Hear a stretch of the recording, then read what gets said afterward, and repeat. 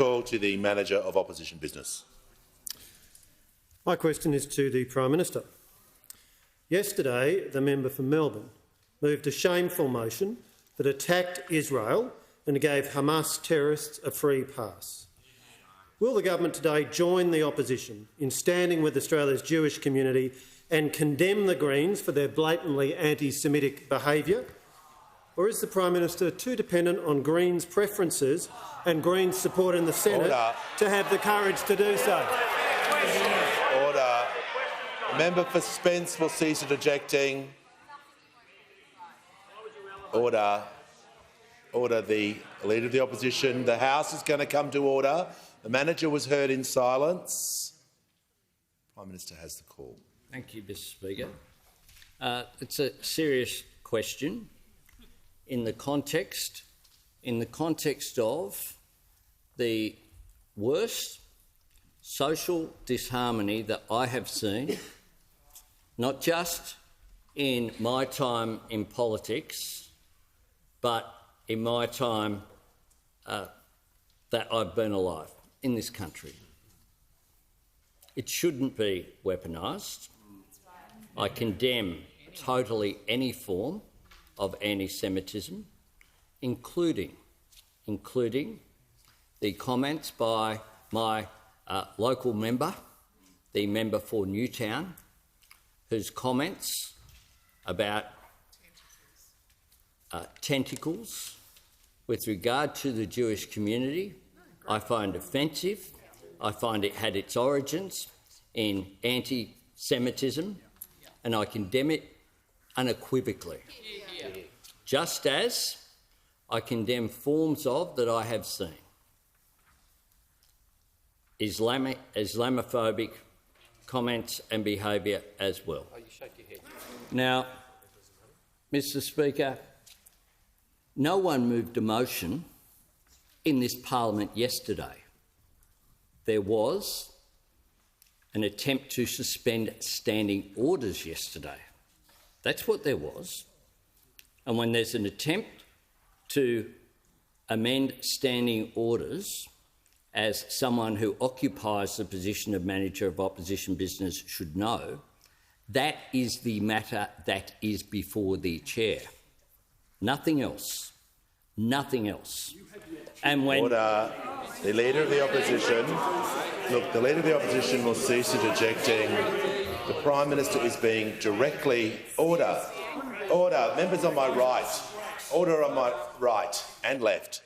Prime Minister is being directly relevant and talking about the motion that he was asked about yesterday. I'm going to call for silence. Order. The Leader of the Opposition.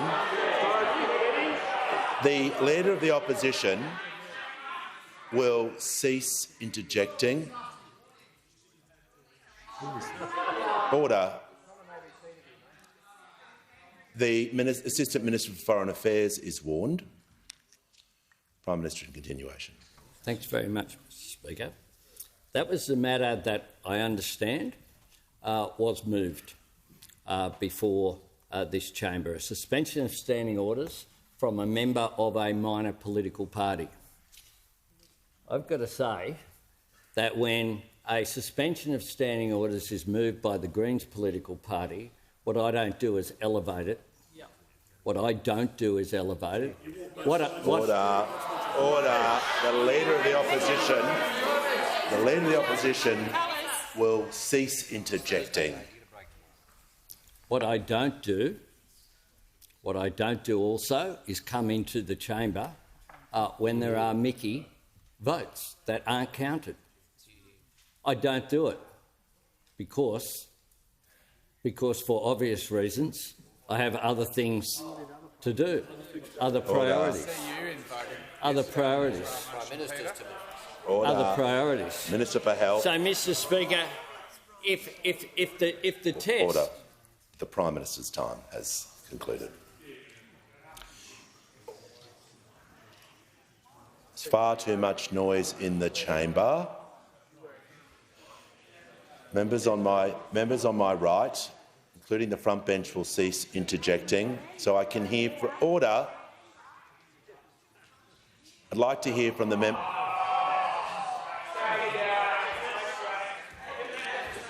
Order. The member for Wannon. The Minister for the Environment made an unparliamentary remark. You did, and it would help the House. Resume your seat. Order. Resume your seat. Call the Prime Minister on the point of order. Mr. Speaker, the context of the interjections that are going across this chamber, I would have thought the idea that there's anyone on that side, I don't accuse them, and they shouldn't accuse anyone in my party of being anything other than totally opposed to racism in all its forms. In all its forms. In all its forms.